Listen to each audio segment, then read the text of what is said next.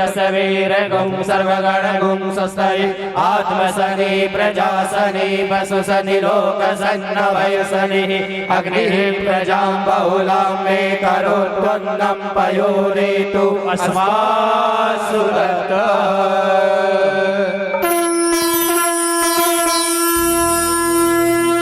बोलो हनुमान जी महाराज की जय हो।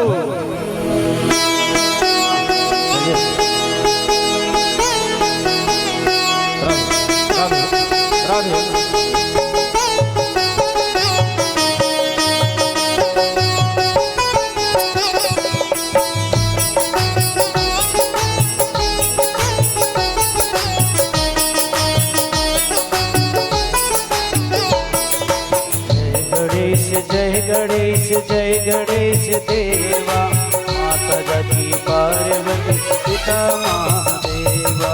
जय गणेश जय गणेश देवा माता जगी पार्वती पिता महादेवा।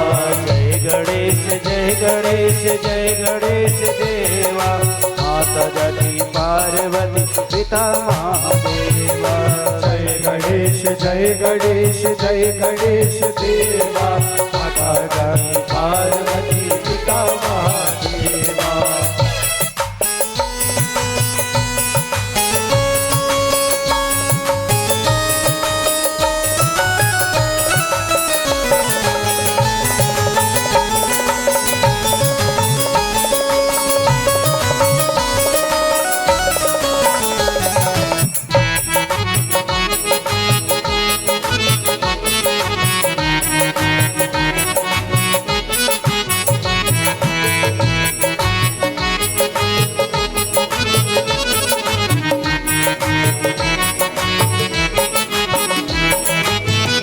दंत दयावंत चार भुजाधारी। एक दंत दयावंत चार भुजाधारी। एक दंत दयावंत चार भुजाधारी।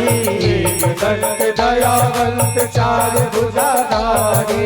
माथे सिंदूर सोहे मूस की सवारी। माथे सिंदूर सोहे मूस की सवारी। जय गणेश जय गणेश जय गणेश देवा। जय गणेश देवा।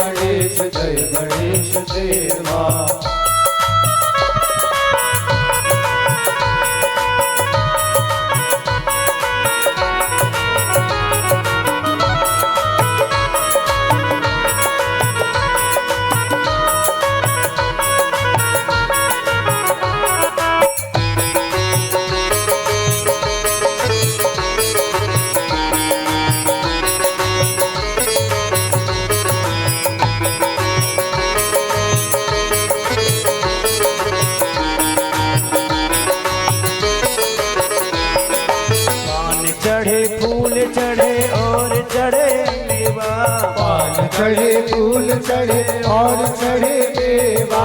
और चढ़े मेवा और चढ़े मेवा।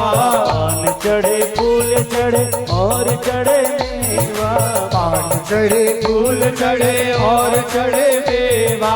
लडुअन को भोग लगे संत करे सेवा। लडुअन को भोग लगे संत करे सेवा। जय गणेश जय गणेश जय गणेश देवा। जय गणेश देवा।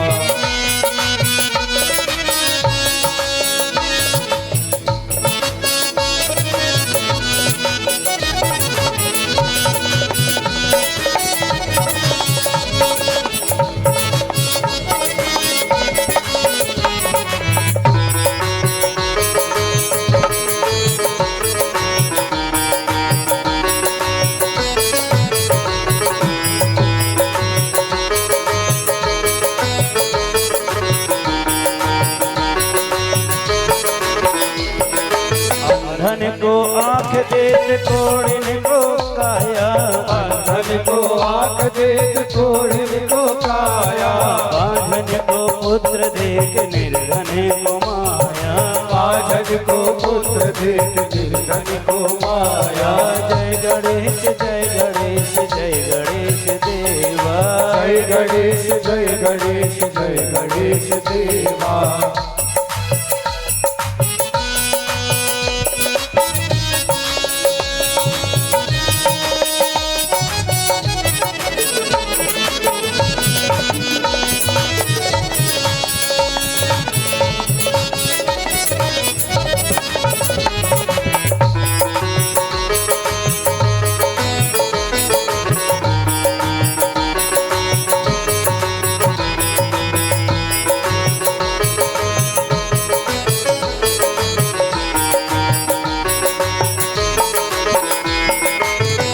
चढ़े फूल चढ़े और चढ़े मेवा, हार चढ़े फूल चढ़े और चढ़े देवा। हार चढ़े फूल चढ़े और चढ़े मेवा, हार चढ़े फूल चढ़े और चढ़े देवा। सूर्य शाम शरण आए सफल कीज सेवा, सूर्य शाम शरण आए सफल कीज सेवा। ओ जय गणेश जय गणेश जय गणेश देवा। जय गणेश जय गणेश जय गणेश देवा। आइए ऊपर हाथ ऊपर करते हुए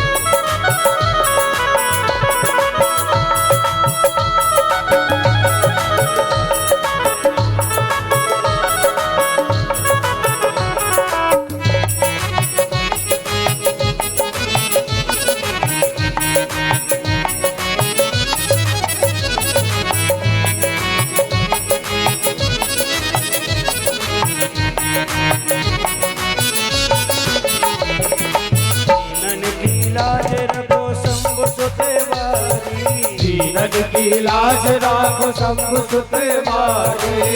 नन की लाज रखो शंभु सुत वारी। नन की लाज राखो शंभु सुत वारी। कामना को पूर्ण करो जगत बलहारी, कामना को पूर्ण करो जगत बलहारी। ओ जय गणेश जय गणेश जय गणेश देवा। जय गणेश जय गणेश जय गणेश देवा।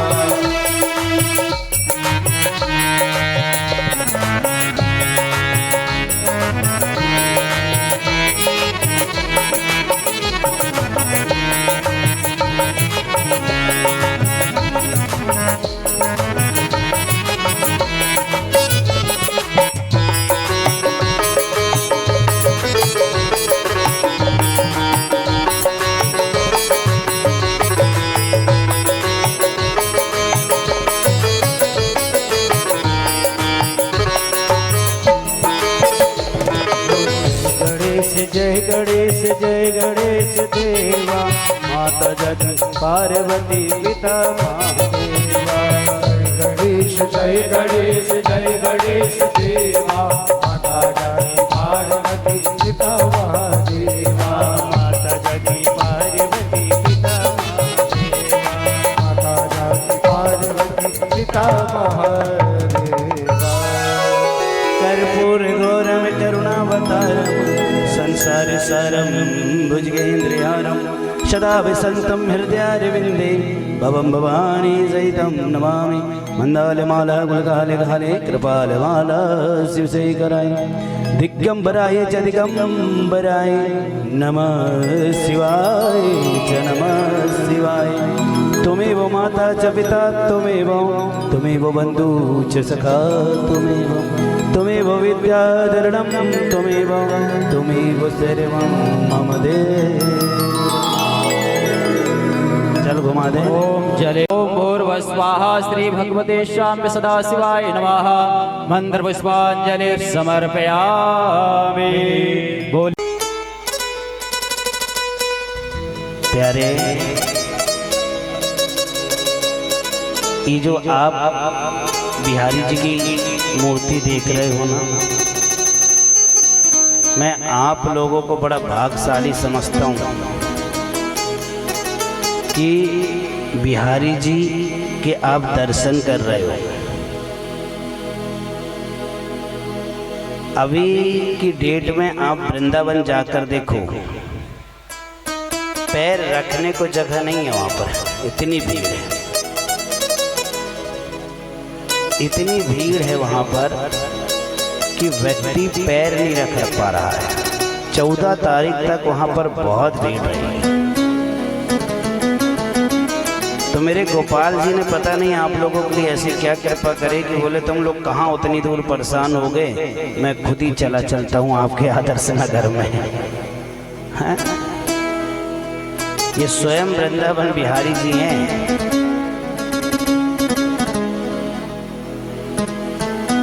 आइए 2 नाम पहले हरि भजन कर लें,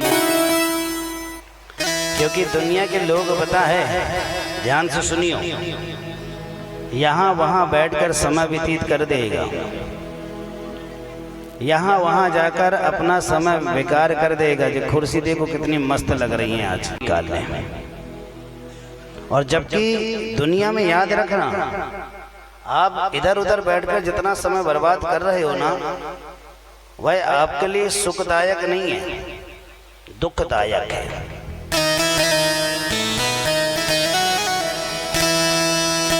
कितने वर्षों कितने सारे हम पुण्य करते हैं, कुछ अच्छा कर्म करते हैं, तब जाकर हमें ऐसी पावन कथा सुनने को प्राप्त होती है। इसलिए हमें सारे कामों को छोड़ देना चाहिए। बता दूं मैं आपको, समय देखिए, भगवान ऐसा समय बनाता है कि आपके घर का भी काम हो जाएगा, बाहर का भी काम हो जाएगा, और कथा भी आप सुन सकते हैं। इतना अच्छा समय पर ठाकुर जी कथा करते हैं। अब व्यक्ति के पास अब समय नहीं है, नहीं निकालना चाहता, तो वो बात अलग है। किसी से आप बोलोगे ना कि भाई चल आज कथा में चलेंगे यहाँ या कहीं यज्ञ पूजन में चलेंगे, तो कहती है वो कि नहीं भैया मेरे पास समय नहीं है। और धोखस फिर तुम बोल दो चल आज मार्केट चलते हैं, हाँ बिल्कुल अब भी तैयार होकर आ रही हूँ, अब भी तैयार होकर आता हूँ। हर व्यक्ति के पास समय है, समय प्रभु के लिए निकालना चाहता नहीं। अच्छा, एक बात आपने कभी गौर किया, व्यक्ति अधिकांश भगवान कसम खाता है ना? कितने लोग भगवान कसम खाते हो? भगवान कसम हमें लाइफ टाइम जिंदगी भर कभी नहीं खाना है। अधिकांश व्यक्ति भगवान की कसम क्यों खाता है बताइए आप लोग? बोलो ओ मैया, बोलो बाबूजी। अधिकांश व्यक्ति जो है भगवान कसम व्यक्ति इसलिए खा लेता क्योंकि बेचारा वो बोलता नहीं है ना, वो बोलता नहीं है। अधिकांश लोग कभी अपने, जैसे आदमी कभी अपनी पत्नी की कसम नहीं खाता, और पत्नी को बोला अपने आदमी की कसम का, तो नहीं मैं ना खाऊं।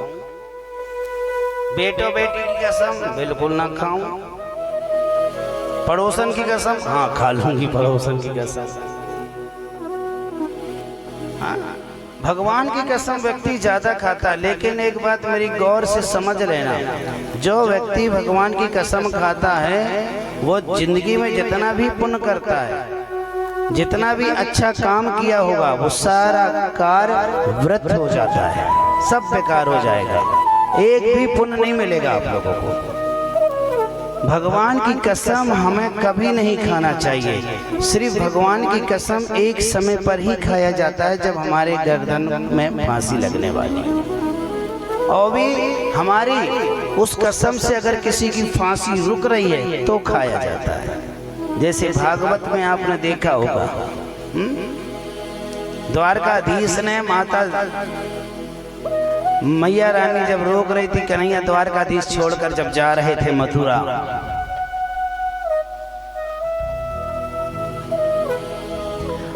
जब जा रहे थे तब भगवान ने स्वयं ने खाया था कि प्रभु मैया अभी तो जा रहा हूँ, विश्वास नहीं है तो मैं कसम खाता हूँ 2 दिन के बाद मैं लौटकर आ जाऊंगा। तो वहां पर उद्धव जी ने बोले थे कि प्रभु आपने झूठी कसम क्यों खाया, आपने झूठी कसम क्यों खाए? तो वहां पर प्रभु कन्हैया कहते हैं कि हे उद्धव, अगर मैं झूठी कसम आज ना खाया होता तो मेरी माता रो रो कर यहाँ पर अपने प्राण को त्याग देती, इसीलिए मुझे झूठी कसम खाना पड़ा, इसीलिए मुझे झूठी कसम खाना पड़ा। अगर भगवान की कसम लोग इसलिए खा लेते हैं क्योंकि वो कुछ बोलता नहीं है, वो चुपचाप बैठा रहता है, खाने को दोगे तो बेचारा खा लेगा, नहलाओगे तो नहला लेगा, कपड़ा बदलोगे तो बदल जाएंगे। तेरा पल पल बीता जाए मुख से, जप ले नमः शिवाय। ओ तेरा पल पल बीता जाए मुख से, जप ले नमः शिवाय। तेरा पल पल बीता जाए मुख से, जप ले नमः शिवाय। तेरा पल पल बीता जाए मुख से, जप ले नमः शिवाय। तेरा पल पल बीता जाए मुख से, जप ले नमः शिवाय। ओम नमः शिवाय, ओम नमः शिवाय, ओम नमः शिवाय, ओम नमः शिवाय, ओम नमः शिवाय, ओम नमः शिवाय, ओम नमः शिवाय, ओम नमः शिवाय।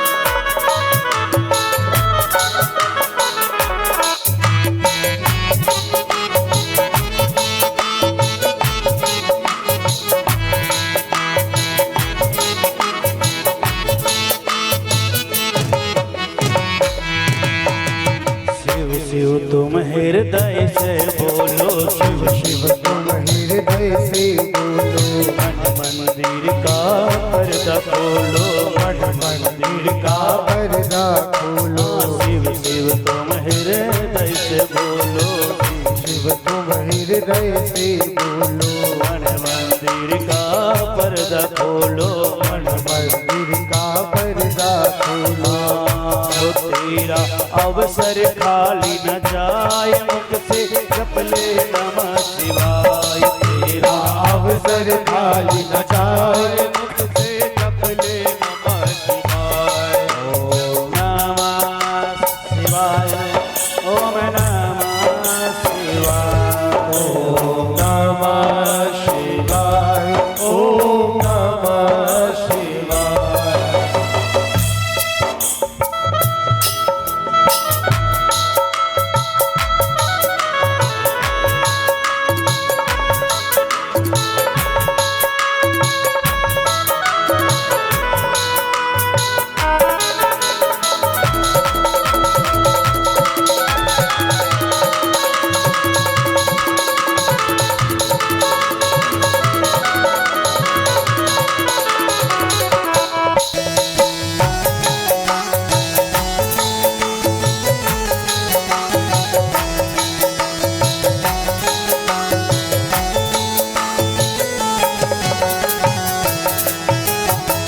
दुनिया पंछी का मेला, दुनिया पंछी का मेला, समझो उड़ जाना है अकेला, समझो उड़ जाना है अकेला।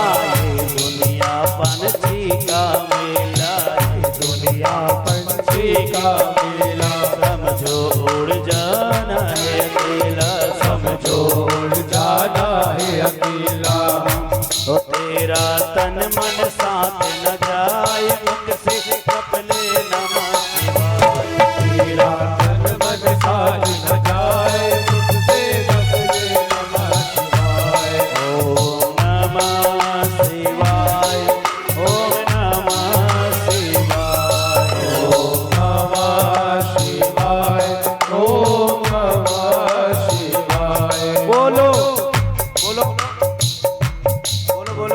क्या बोलना है? ओम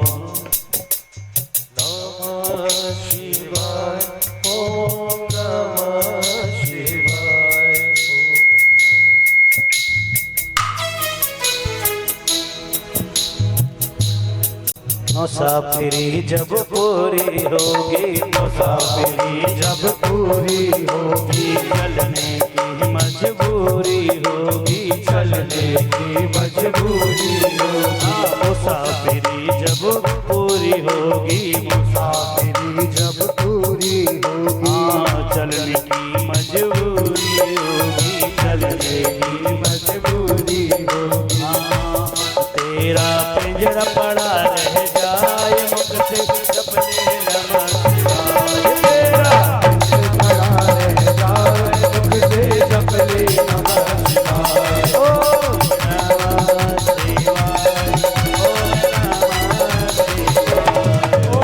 नमः शिवाय, ओम नमः शिवाय, ओम नमः शिवाय, ओम नमः शिवाय, ओम नमः शिवाय, ओम नमः शिवाय, ओम नमः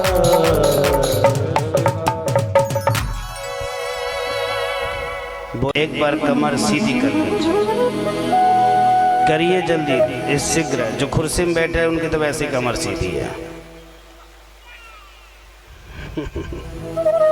जो नीचे बैठे हैं वो कमर सीधी करके हाथ जोड़कर 5 बार ओम, सुनना पहले ध्यान से, 5 बार ओम नमः शंकराय ओम, इस मंत्र का जाप करना है।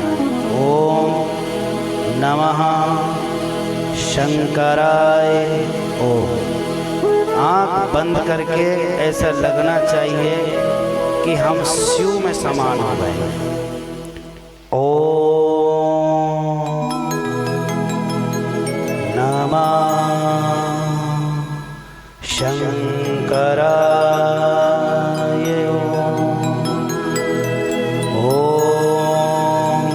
नमः शंकराय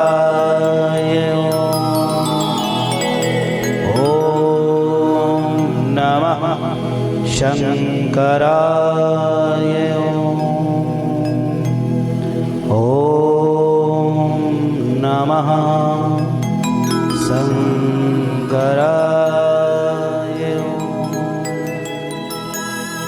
ओम नमः शंकराय ओम। हर हर महादेव शंभो।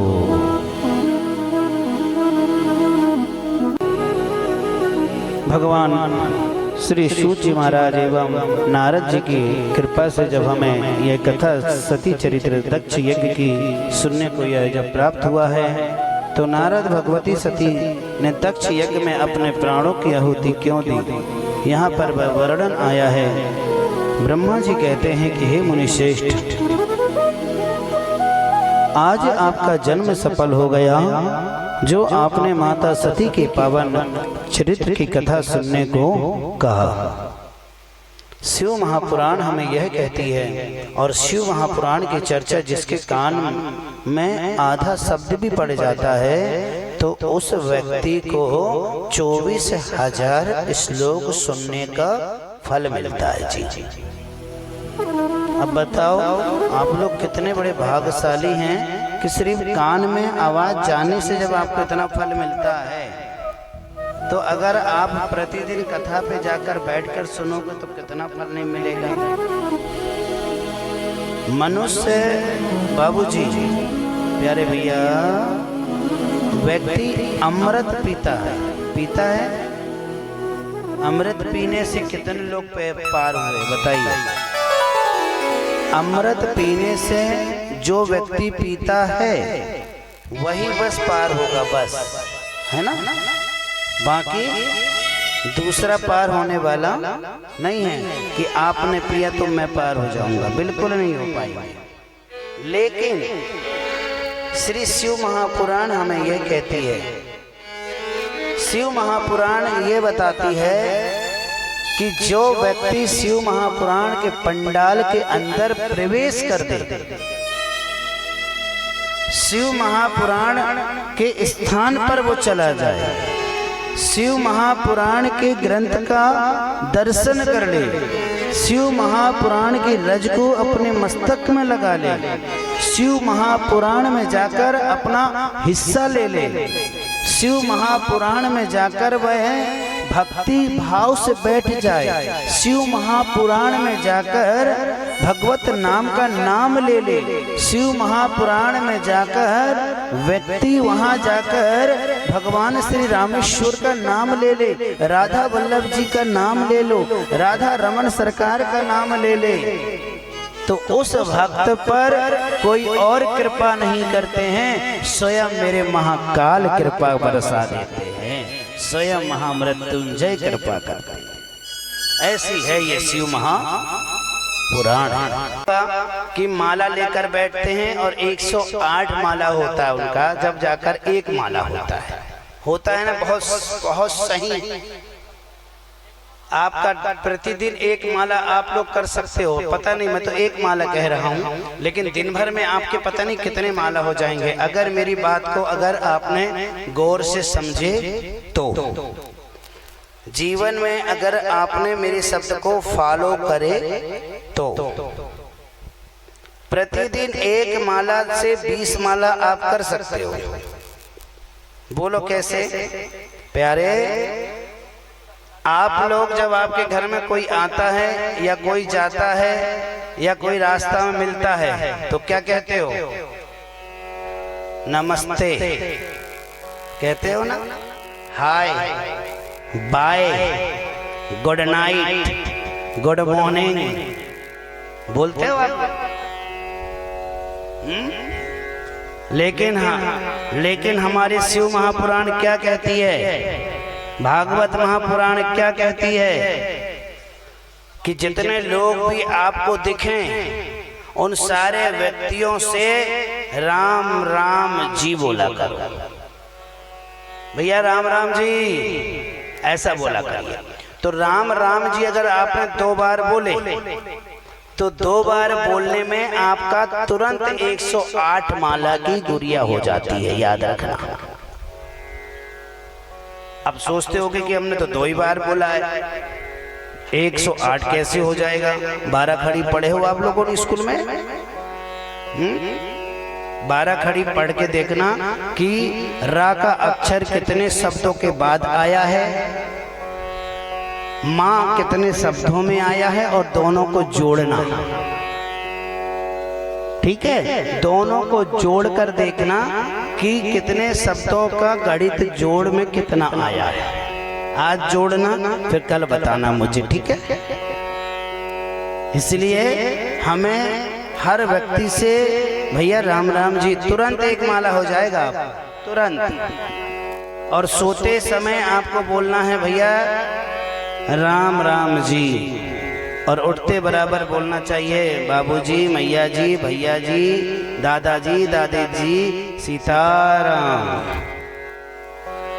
लेकिन आजकल कहाँ कहते हैं मम्मी चाय ला दो, मम्मी नाश्ता बन गया, मम्मी टाइम तो हो गया है, mummy good night, mummy good morning, ये चल रहा है। ठीक है, हमारा काम है बताने का, करना नहीं करना वो आप पे डिपेंड करेगा। और मुझे तो पता है कि लोग सिर्फ सुनते बस करते नहीं है। नमस्ते कहने में व्यक्ति शर्माता नहीं है, लेकिन राम राम कहने में व्यक्ति को शर्म आती है। लेकिन हमारी शिव महापुराण और भागवत कहती है जो राम का नहीं वो किसी, ठीक है? बोलो, जो राम का नहीं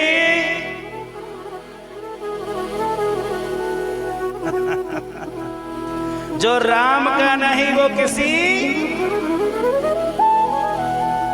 मैं भी कंजूसी करोगे का? हाथ ना उठा के ना बोलोगी? अरे ये जो राम का नहीं वो किसी काम का नहीं। जो राम का है वो हमारे जगत का है, इसलिए राम राम सदा बोलते रहना चाहिए। नहीं बात है। और ना संध्या के समय पर, शाम के समय पर झाड़ू लगाकर कचरा भी बाहर नहीं करना चाहिए, है ना। इन चीजों को देखिए, लोग ना सुख देखने के लिए भागते हैं लोग कि यार हम कहाँ जाएं जहाँ से हमको सुख मिले, लेकिन सारा सुख आपको आपके घर पे ही है। आप पलट कर देखो तो सारा नियम संयम आप अपने घर में करना प्रारंभ कर दो, देखो फिर आपको कहीं जाने की आवश्यकता नहीं पड़ेगी, कहीं आपको जाने की जरूरत ही नहीं पड़ेगी। संपूर्ण गुणों से युक्त वैसी स्त्री देवलोक, मृत्यु लोक और पाताल लोक में भी नहीं हुई है और न कभी होगी। संध्या के पश्चात ब्रह्मा जी ने एक पुरुष को उत्पन्न किया। वह पुरुष परम सुंदर, तृप्त श्रवण सी कांति वाला, स्थूल वृक्ष शूल एवं सुंदर नासिका, घुंघराले बाल और मुख भी संग इत्यादि पुष्पों का धनुष बाण धारण किए। और उन्हें कहा गया कि ब्रह्मस्वते नाम। और उनका फिर ब्रह्मा जी ने कहा कि तुम्हारा जो नाम है वो काम देव होगा, तुम्हारा नाम काम देव होगा। तुम पुष्प के 5 बाण धारण करोगे और आशीर्वाद देता हूँ कि तुमसे कोई भी बच नहीं पाएगा। जीवन में जिस प्रकार कामदेव को अहंकार आया है, जिस प्रकार कामदेव अपनी सुंदरता का गुरूर करते हैं, कामदेव को अपनी सुंदरता बड़ा घमंड है, लेकिन मैं आपसे कहता हूँ कि जिंदगी में 3 चीज कभी मत आने देना अपने पास। 3 चीज कभी मत आने देना। पहली चीज है कि कभी अपने जीवन में अहंकार मत लाना, बांध के रख लो इसको अच्छे से। कभी अपने जीवन में अहंकार मत लाना। दूसरा, कभी अपने जीवन में घमंड मत लाना। किन चीजों का घमंड? ये शरीर का। और तीसरा है, कभी अपने शरीर में, अपने जीवन में लोभ मत लाना।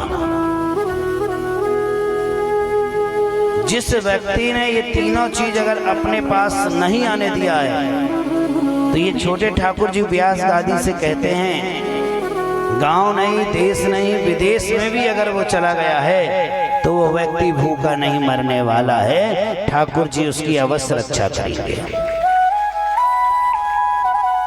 घमंड हम किससे करते हैं? ये चमड़ी से, जो हमारी है ही नहीं।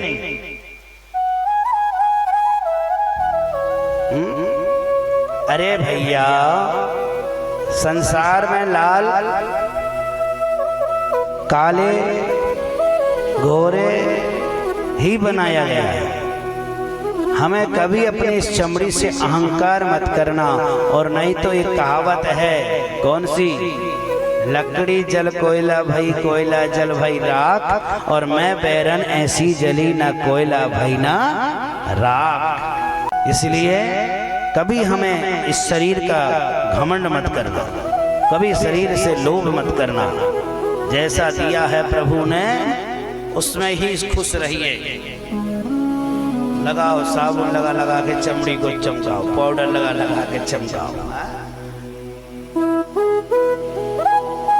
लेकिन जो अंदर है, जिसको अंदर वाले को जो चमकाना है, उसको कैसे चमकाओगे? हृदय के अंदर जो मन बसा है, उस मन को चमकाना है आपको। और वह मन आपका तभी चमकेगा जब आप अपने मन को शुद्ध करोगे। जब आप अपने मन को पवित्र करोगे और मन से ये कहोगे कि प्रभु हमको तूने जैसा बनाया हम उसमें ही ठीक हैं, बस इतना हमारे ऊपर कृपा कर देना मेरे दयालु भोले बाबा कि सदा मैं तेरा बनकर रहूं बस।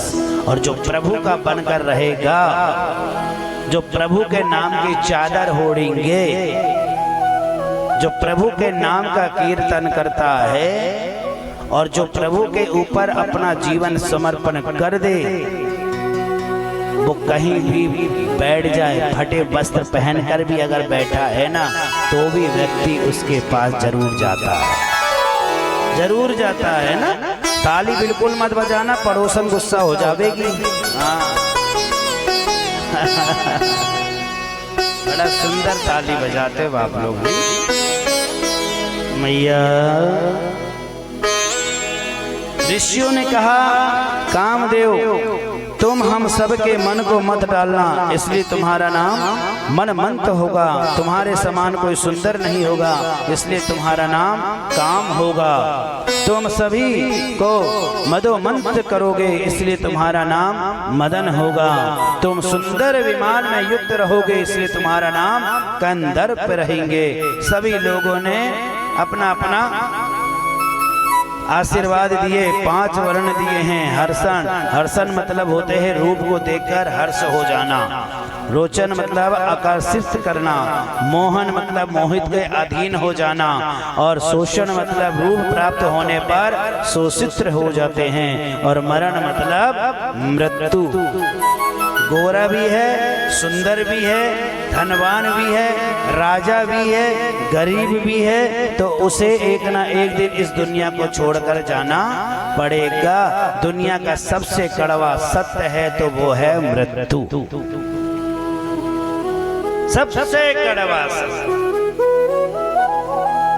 सबसे कड़वा सत्य है तो वो है मृत्यु, जो एक ना एक दिन सबको इस दुनिया से जाना है। क्या भरोसा है इस जिंदगी का, साथ देती नहीं ये किसी का। कब दुनिया से चलो जाओगे, कब हम इस दुनिया को से बिछड़ जाएंगे, ये कोई नहीं जानता। इसलिए मेरी भाई मैया, मेरे भाई, मैं आग्रह करता हूँ कि ज्यादा से ज्यादा भक्ति भाव में डूबे रहिए बस। अच्छा एक बात है, आप लोगों ने जामुन खाया है? अभी जामुन का समय चल रहा है ना, इसी समय तो मिलती है। जो व्यक्ति जामुन नहीं खाया होगा ना, तो जामुन खाना।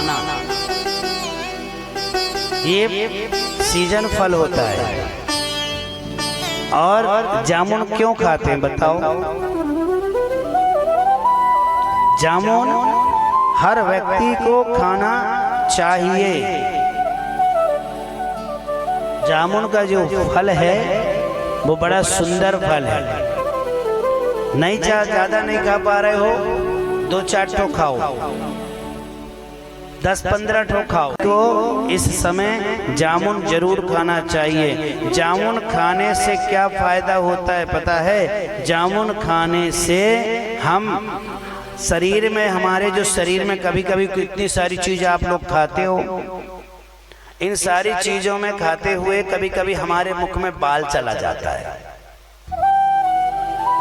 बाल चला जाता है ना, तो जामुन खाने से हमें यह सबसे बड़ी फायदा ये होता है कि आप जब जामुन खाओगे तो धोखा से कभी खाते समय अगर हमारे पेट के अंदर बाल चला गया हो, तो वह जामुन की कृपा से वह बाल बाहर आ जाता है और शुगर को भी कंट्रोल करके रखता है। इसलिए हमें जामुन अवश्य खाना चाहिए।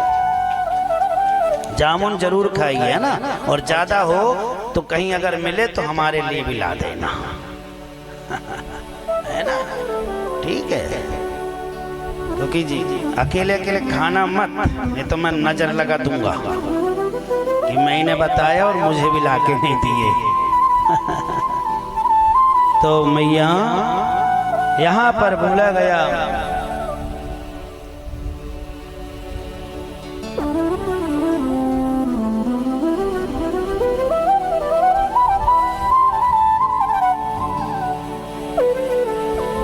कामदेव ने अपने पिता ब्रह्मा के वरदान का परीक्षण करने के लिए सर्वप्रथम उन्हीं पर अपने बाणों का उपयोग कर दिए। परिणाम स्वरूप ब्रह्मा जी के मन में अपनी पुत्री संध्या के लिए ही विकार आ गया। तब ब्रह्मा जी के पुत्र धर्म ने जब देखा कि भैया उनके पिता से ही अधर्म होने जा रहा है, तो तुरंत धर्म ने भगवान शिव जी की स्तुति की और बोले, देव देव महादेव धर्म पाल नमस्तुते सृष्टि स्तुति विनाशाय करता शंभो तमो में ही।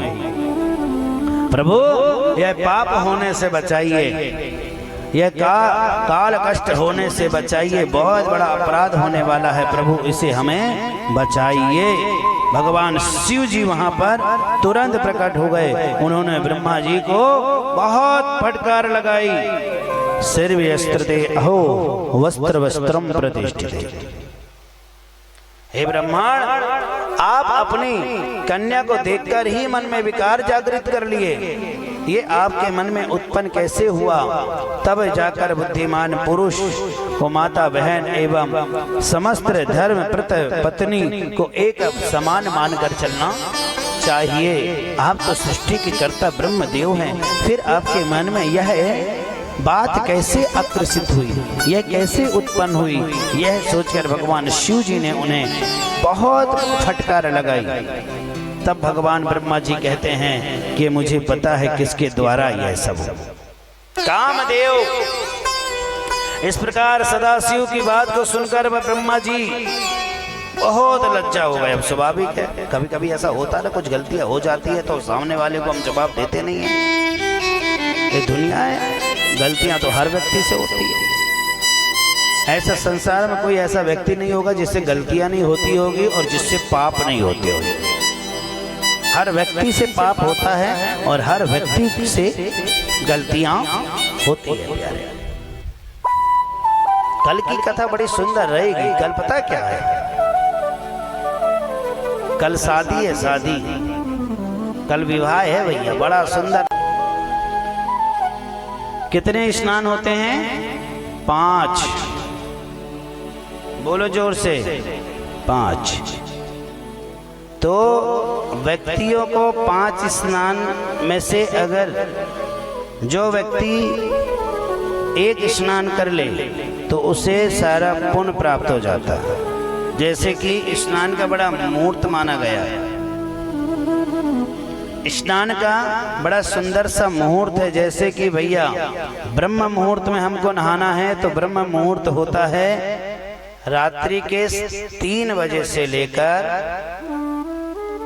3:30 बजे तक। ध्यान रखिए, ये है ब्रह्म स्नान। ध्यान से सुनना, व्यक्ति को ये 5 स्नान जो बता रहे हैं, ये जीवन आपको बदल देगी। या आपको जो इतनी बीमारियां जो हो रही है ना, ये सारी दूर हो जाएगी। आपने देखा है इतने बड़े बड़े साधु संत लोग कभी बीमार नहीं होते, महात्मा महर्षि लोग कभी बीमार नहीं होते, क्योंकि उनका उठने का समय बड़ा सुंदर है। अब दिन में आप 10-11 बजे बिस्तर छोड़ोगे तो डॉक्टर को तो पैसा देना ही पड़ेगा। प्रथम स्नान का वर्णन है कि 3 बजे से लेकर 3:30 बजे तक हमें ब्रह्म मुहूर्त में नहा लेना चाहिए। और दूसरा स्नान है भैया 3:30 बजे से लेकर 4:30 बजे तक हमको नहा लेना चाहिए। वह स्नान होता है देव, वह देव स्नान है। कितने समय से लेकर? 3:30 बजे से लेकर 4:30 बजे तक देव स्नान है। और 5 बजे से लेकर 6 बजे के बीच में जो व्यक्ति स्नान करता है वह स्नान है ऋषि स्नान। उस समय ऋषि स्नान होते हैं।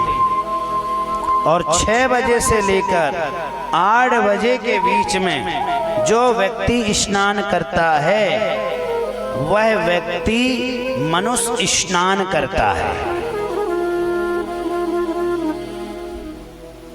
जो सुबह 6 बजे से लेकर 8 बजे के अंदर नहाता है, स्नान करता है, वह मनुष्य स्नान होता है। और जो 8 बजे के से लेकर 12 के बीच में नहाता है, जो दिन भर नहाता है, वो होता है राक्षस स्नान।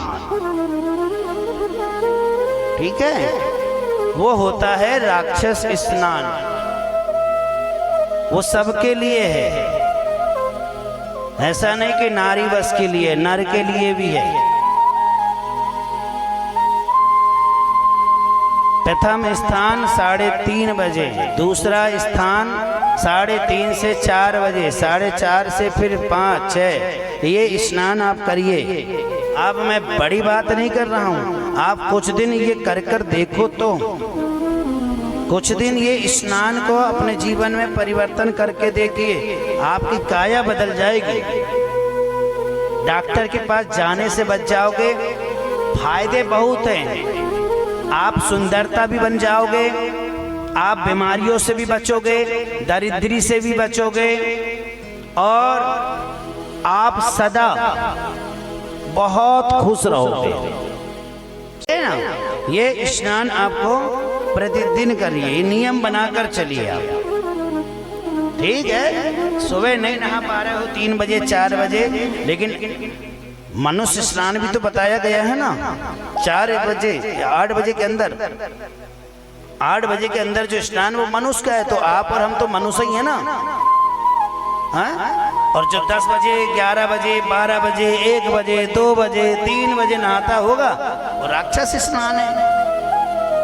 सभी के लिए लागू हो रहा भैया, है ना। मेरे घर में भी कोई नहाएंगे तो वो भी यही कहलाएंगे। बोलो हर हर, जोर से बोलो। तो यहाँ पर दक्ष के जीवन में भगवान सूत जी महाराज ने कहे कि इधर ब्रह्मा जी ने कामदेव को बुलाकर कहा कि तुम संसार का हित करने के लिए महादेव को मोहित करिए। और ब्रह्मा जी ने कामदेव को संयोग के रूप में बसंत ऋतु को निर्मित किया। कामदेव अपने मित्र बसंत को लेकर भगवान शिव जी की शरण पर गए, लेकिन भगवान शिव को वह मोहित नहीं कर पाए। कामदेव हार कर आए, देखकर ब्रह्मा जी को बहुत क्रोध आया। वह दीर्घ श्वास लेने लगे, और जैसे ही दीर्घ श्वास ले रहे थे भैया, तो उस श्वास के जिस्म से भैया मर नाम के गढ़ का उत्पन्न हुए। मर नाम के गढ़ को ब्रह्मा जी के सामने मारो या मार डालो, प्रणय प्रायस्त वर्णम नाम के गढ़ प्रयोगी होंगे। कामदेव ने कहे कि हे कामदेव, मारो गढ़ों को लेकर भगवान शिव की समाधि को जाकर भंग डालें, उनकी समाधि को जाकर खंडित करिए। एक बार जिंदगी में याद रखना कि अगर कोई तपस्या कर रहा है, या कोई पूजन कर रहा है, या कोई पाठ कर रहा है, या कोई अच्छा कार्य कर रहा है, तो हमें जाकर वहां पर खंडित उनके विघ्न पैदा हमें नहीं करना चाहिए। कोई भी अच्छा अगर कार्य कोई कर रहा है ना, तो हमारा फर्ज ये नहीं कहता कि जाकर हम वहां पर विघ्न पैदा करें, क्योंकि ये वह व्यक्ति जो है ये प्रभु का नाम ले रहे हैं। इसलिए मेरी मैया, भगवान का नाम व्यक्ति जैसा भी लेने देना चाहिए। एक बात बताऊं मैं आपको, जितना पुण्य आप लोगों को भागवत में और शिव पुराण में आने में मिलता है, उतना ही फल उस व्यक्ति को भी मिलता है। किस व्यक्ति को? किस व्यक्ति को मिलता है? अगर आप घर से निकलते समय भागवत की ओर जा रहे हो, और मार्ग में अगर कोई आपको मिल जाए और वो पूछ ले आपसे कि भैया कहाँ जा रहे हो, और तुमने कह दिया कि भैया हम तो भागवत में जा रहे हैं, और उसको बताने के बाद जब आप भागवत में आते आते क्यों कोई कारणवश नहीं पहुंच पाए आधे रास्ता से, तो जिसको आपने बताया है वो उस स्थान पर अगर गया है भागवत सुनने, तो जितना फल उस व्यक्ति को मिलेगा उतना ही भक्त को उस व्यक्ति को भी मिलेगा जिसने यह ज्ञान बताया था, जिसने यह भागवत का शब्द बताया। उस व्यक्ति को भी वही उतना पुण्य मिलेगा। क्यों मिलेगा उसको पुण्य? क्योंकि उसने हमें बताया था, उसने हमें बताया है कि भैया हम भागवत में जा रहे हैं, यज्ञ में जा रहे हैं, शिव पुराण में जा रहे हैं, तो जितना फल उस व्यक्ति को मिलने वाला है उतना ही फल आपको भी मिलेगा। इसलिए जो जो नहीं आ रहे हैं भागवत पर उन्हें पकड़ के लाओ, ठीक है? उन्हें अच्छा लोभ दिया करो। अरे हम तो शिव पुराण में गए थे भैया, वहां तो अच्छा अच्छा पकवान बट रहा था, अच्छा अच्छा 56 प्रकार का, कभी तो हलवा बटा, तो कभी पुलाव बटा, तो कभी खिचड़ी बटी, तो कभी रसगुल्ला बटे, तो कभी इमरती बटी, तो कभी खोवा की जलेबी बटी। अरे फिर देखो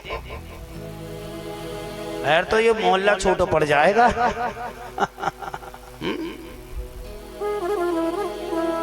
हमें भागवत जीवन है, ज्यादा से ज्यादा रुचि लें, ज्यादा से ज्यादा सुने। प्रसाद तो जो मिलना है सो तो मिलेगा। इतनी बड़ी प्रसाद तो बढ़ रही है, ये प्रसाद ही है कथा। जो इस प्रसाद को खा लेगा, जो ये कथा को पी लेगा, तो भवसागर से तर जाएगा। अब जो नहीं लेना चाहेगा ये कथा को अपने जीवन में नहीं प्रवेश करना चाहेगा, तो उसके लिए प्रभु क्या कर सकते हैं? कल की जो पूजन रहेगी, रात्रि में भी कल पूजन है, बहुत सुंदर पूजन है कल, भैरव जी के नाम से, है ना? आप लोग ऑनलाइन पूजन करते हो कि नहीं बताओ? अगर कोई बड़ा कथा व्यास बोल दे कि फलाने दिन ऑनलाइन अभिषेक है या ऑनलाइन पूजन है, तो आप लोग 100 काम छोड़कर भिड़ जाते हो तैयारी के लिए। लेकिन मेरी एक बात याद रखना, ऑनलाइन पूजा सक्सेस नहीं है। आपको लगता है लेकिन सक्सेस नहीं है, क्योंकि हर पूजन का विधान है।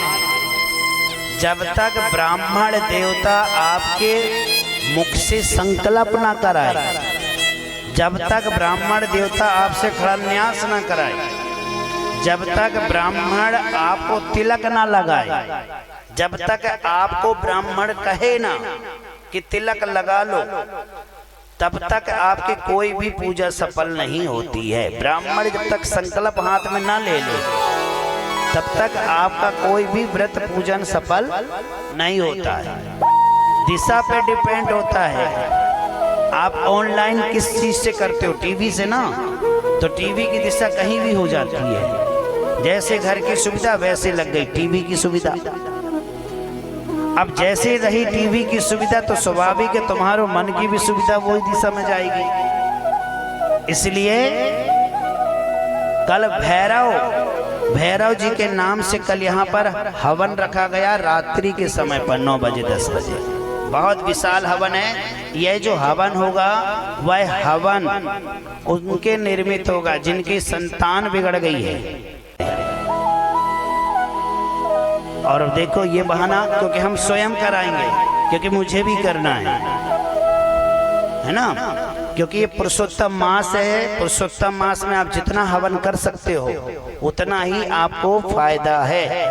और एक बात और आग्रह करता हूं मैं माताओं लोगों से और भाई लोगों से, कुंभ कितने साल में आता है?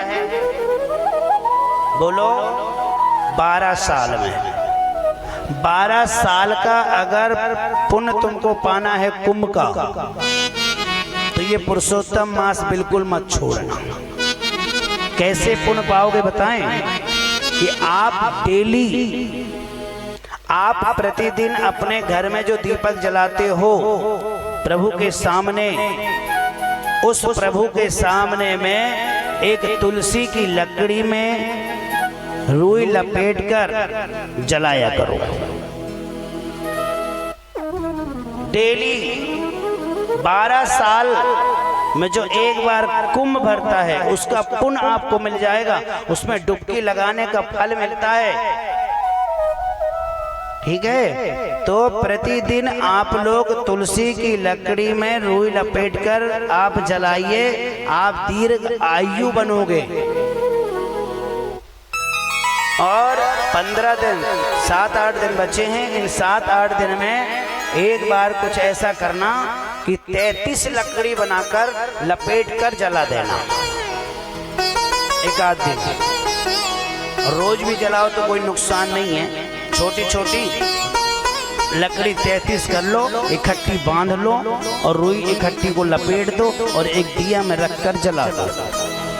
33 करोड़ देवी देवता तो प्रसन्न होंगे, आपके 7 पीढ़ी भी तर जाएगी मेरे भाई, 7 पीढ़ी भी तर जाएगी। ऐसा पावन है ये दिन पुरुषोत्तम मास। मैं आप लोगों के लिए ही करा रहा हूँ। मैं चाहता हूँ कि आदर्श नगर में ज़्यादा से ज़्यादा अच्छे से अच्छा कार्य हो। कल भैरव बाबा के नाम से जब आप हवन करोगे और जो हवन में जो नारियल चढ़ेगा वह नारियल को आप अपने घर पे लेके जाना और उस नारियल को लेकर जाने के बाद उस नारियल का बनाना पाउडर बिल्कुल पीस लेना, बारीक कर लेना और उसमें फिर थोड़ा सा मिला देना इत्र। ठीक है, इत्र मिलाकर भैया लोग जब दुकान खोलने जाएं, भैया लोग जब नौकरी करने जाएं, माताएं लोग कुछ बिजनेस करने जाएं या कोई कार करने के लिए सोचें या कोई कार हमारा नहीं बन पा रहा है, उससे बनने वाला है, हमें नौकरी में कोई डिस्टर्ब हो रहा है, तो आप लगातार 1 साल लगाना ये तिलक। तिलक को कैसे लगाना है, उसका थोड़ा सा हाथ पे रखना है, शुद्ध घी लेना है और ये वाली उंगली को उपयोग करना और इसी उंगली को इस प्रकार से धूप को रगड़कर शंकर जी के कंठ में लगाना, शंकर जी के मस्तक में लगाना और फिर वही अपने मस्तक में लगाना और फिर लगाकर जाना। फिर आपको सफलता ना मिले फिर हमें बताना कि सफलता नहीं मिली। 100% ये आप करके देखना, है ना। लेकिन जो कल का हवन होगा ना, उस कथाएं सुनने को मिलती है।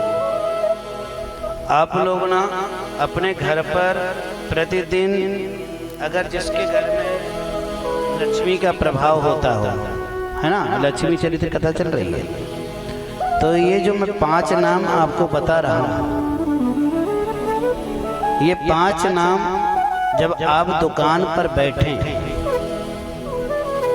ठीक है, तो ये 5 नाम जरूर 11 बार लेना। ये 5 नामों से सदा लक्ष्मी घर पर वास करती है। जो बेमतलब का कभी कभी आप लोग खर्चा कर देते हो, जहाँ खर्चा करना चाहिए 10 रुपए, वहाँ पर आप लोग 100 रुपए जो खर्च करते हो, है ना। जो लोग कहते हैं लक्ष्मी आती है पता नहीं कैसी चली जाती है, तो आप लोगों को ये जो मैं 5 नाम बता रहा हूँ, ये प्रतिदिन अपने घर में दुकान में पढ़ते रहा करो, ठीक है ना। 5 नाम ध्यान से सुनना।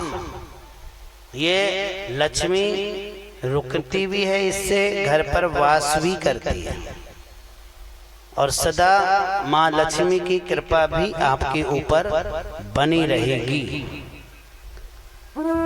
प्यारे, पहला नाम हमें लेना है आदि लक्ष्मी के नाम से।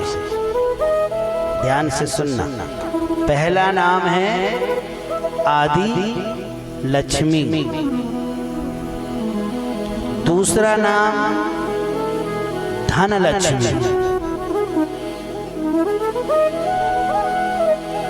पहला आदि लक्ष्मी, दूसरा धन लक्ष्मी, तीसरा धन्या लक्ष्मी। ध्यान से। और चौथा है गज लक्ष्मी। आदि लक्ष्मी, धन लक्ष्मी, धन्ना लक्ष्मी, गज लक्ष्मी और पांचवा है माता वीर लक्ष्मी। पांचवा वीर लक्ष्मी। ये पांच लक्ष्मी जी के नाम को सदा आप अपने दुकान में, घर पे जाप करते रहना।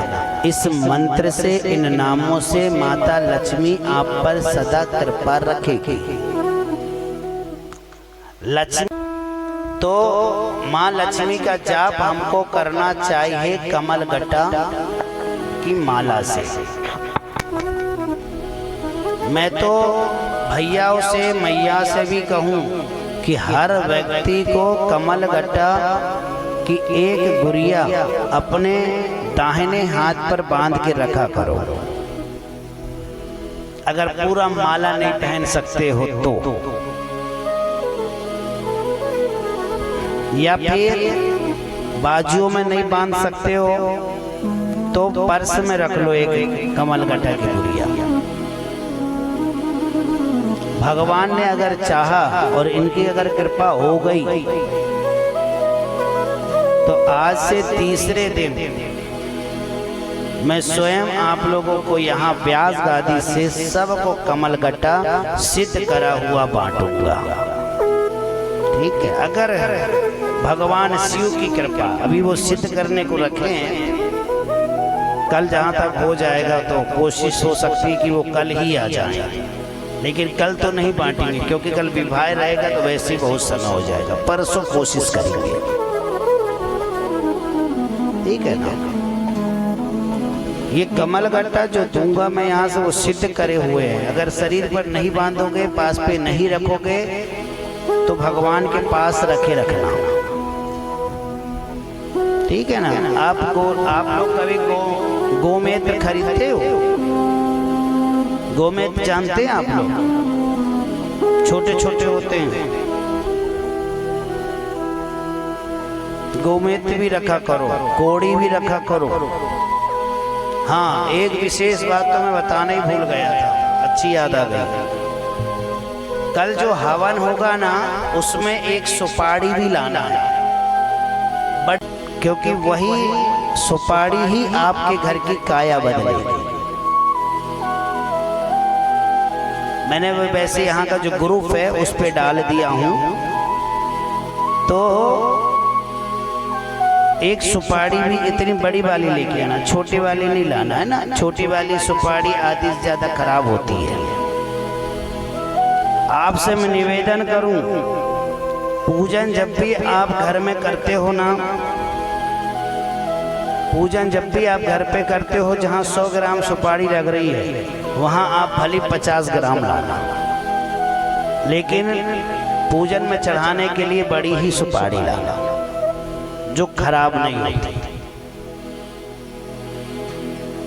जो खराब नहीं होती। प्रभु हमें इतना अच्छा अच्छा खाने को दे रहा है और आप उसको सड़ी सुपारी देकर पूजा कर रहे हो, तो फल कहाँ से मिलेगा बताओ? आपको कहाँ से मिलेगा?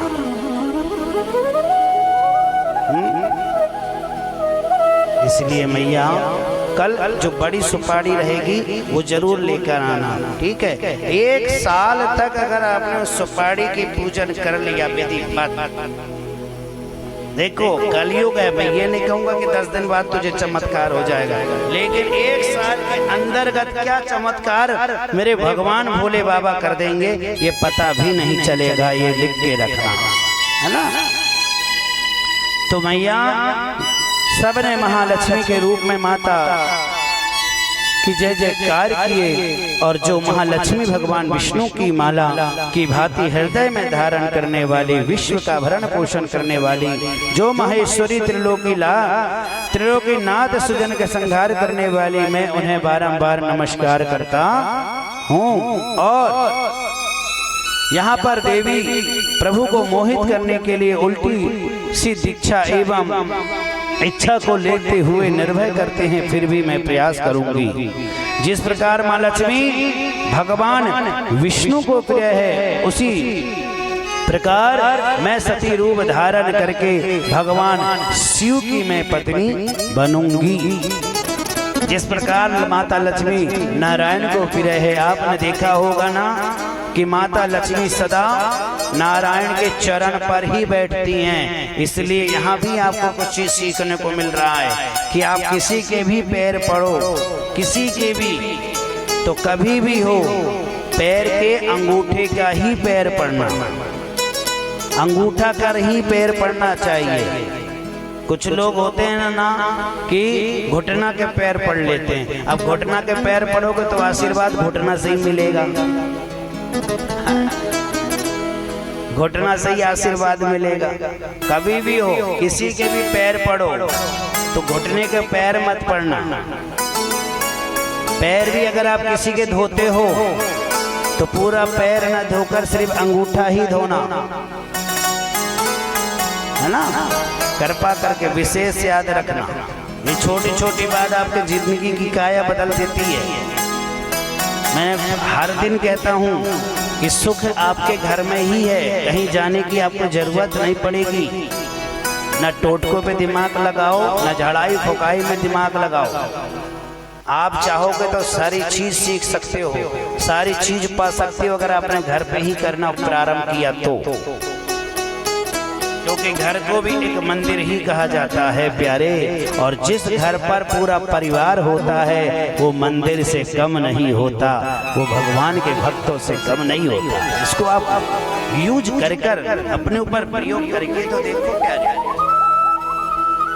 ब्रह्मा जी की आज्ञा से दक्ष की देवी आराधना की और ब्रह्मा जी ने आज्ञा से दक्ष ने देवताओं को 300 वर्ष तक कठोर तप किए, कुछ दिन पत्ते खाकर और कुछ दिन जल पीकर और कुछ दिन निराहार रहकर, और वहां पर उनकी कृपा से दक्ष की तपस्या से भगवती प्रसन्न होकर वहां पर प्रकट हो गई और बोले फिर क्या, जगदम्ब महामाये जगदीश्वर महेश्वरी कृपा कृत्वा नमस्तस्तु दर्शितम सोपमं मम।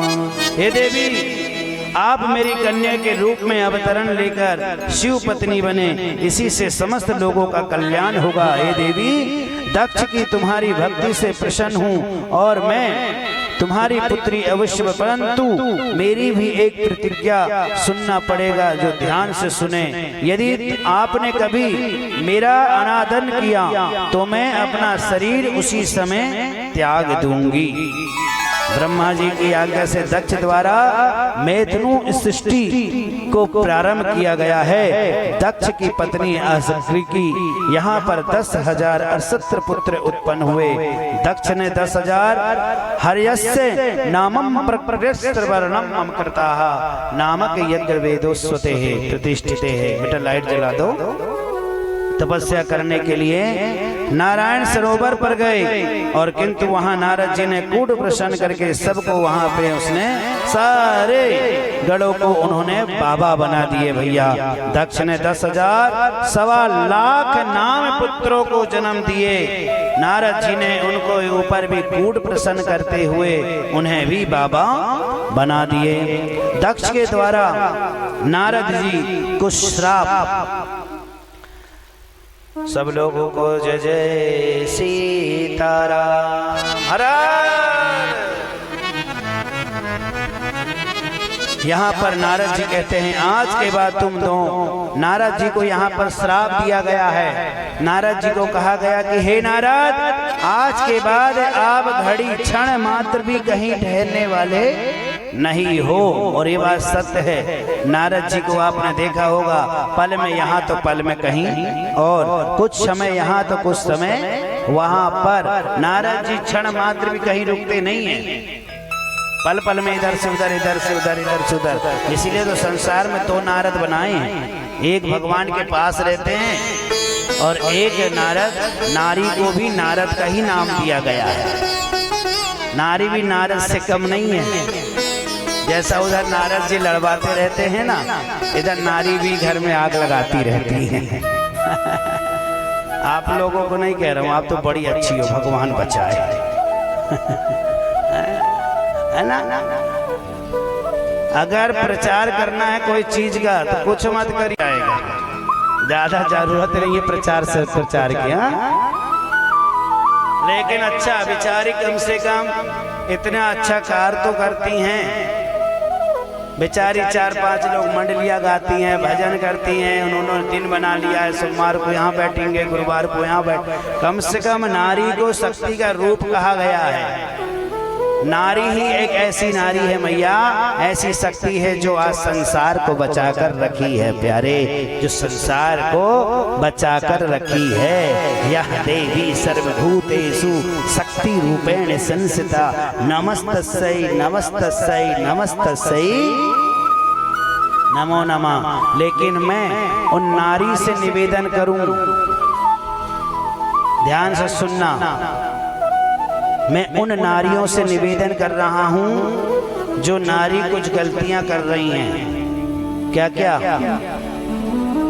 नारी लोगों को ये 3 से 4 कार्य कभी नहीं छुपाना, कभी नहीं छुपाना, ठीक है? पहला कार्य, जब भी नारी मांग भरती है तो उस नारी को मांग सीधी ही निकालना चाहिए। जो नारी मांग टेढ़ी निकाली तो समझ जाना कि जिंदगी भी उसका टेढ़ा जाएगा। दूसरा मांग भर, जिस कुमकुम को मांग से आपने भरे हो, जो कुमकुम आप मांग में भरते हैं ना, मांग भरते कुछ लोग होती हैं ना ऐसे छुपा लेती हैं, कुछ लोग ऐसी होती हैं छुपा लेती हैं कि नहीं दिखाते हम। कभी मांग को छुपाना भी नहीं चाहिए। तीसरा,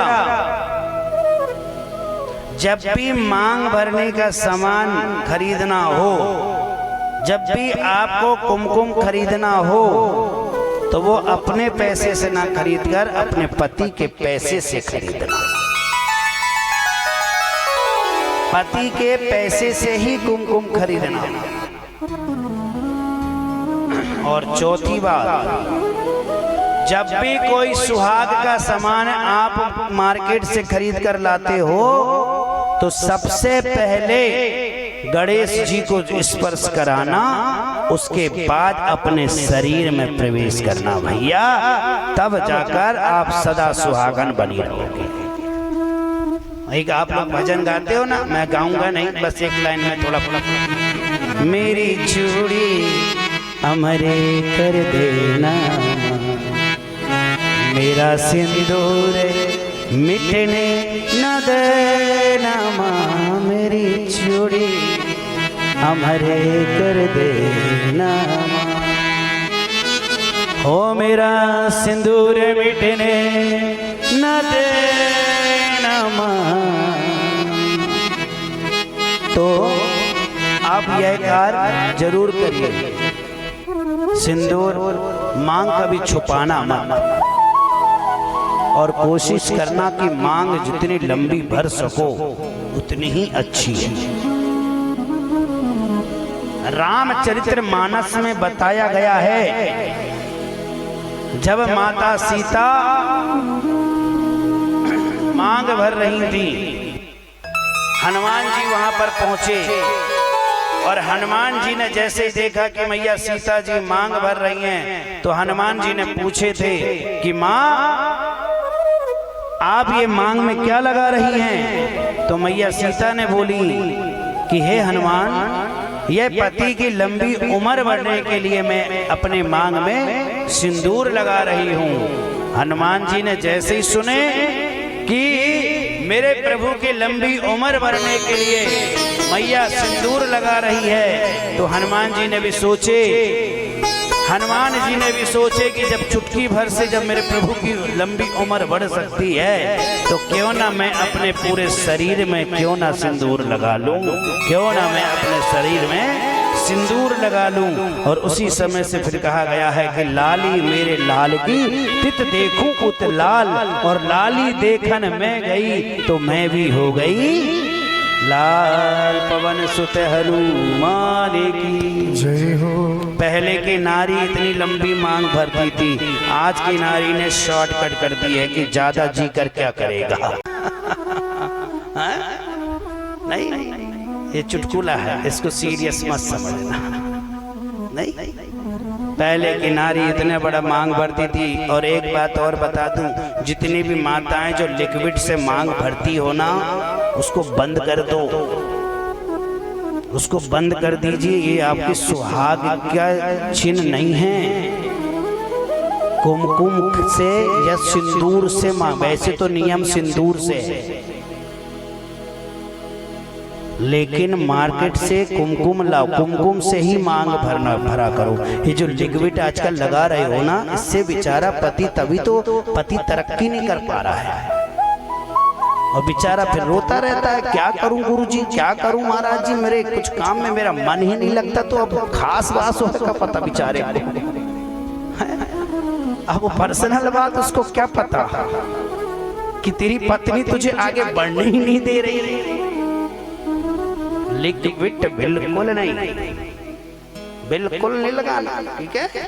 जिसके घर में हो भी, आज मेरी बात को सुनकर जाकर विसर्जन जिसमें करते हो ना फूल बाल, उसमें डाल देना, विसर्जन कर देना और कुमकुम लगाओ।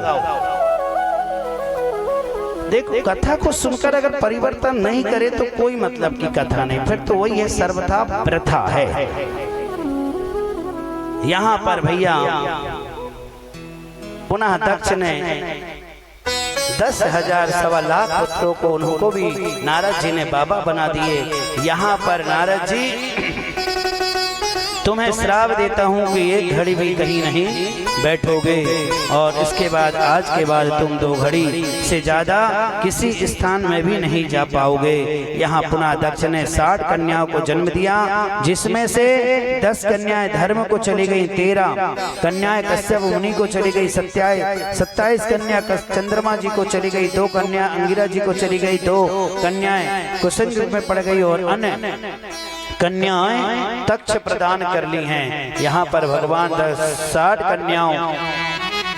60 कन्याओं के जन्म के पश्चात पत्नी सहित दक्ष ने प्रेम सहित जगदम्बा का ध्यान किए, और भगवती देवी दक्ष पत्नी वीरणी के गर्भ से आ गई। भगवती जब गर्भ में आई तब सभी देवताओं ने माँ की स्तुति की, और 10 माह पूर्ण होते जाने पर ही सुंदर मुहूर्त में भगवती माँ अपनी माँ के देवताओं ने माँ की स्तुति करी है, और स्तुति करने पर माता का नाम का जगदम्बा को कहकर कहे हैं कि दक्षयाद्वनम विप्रणि।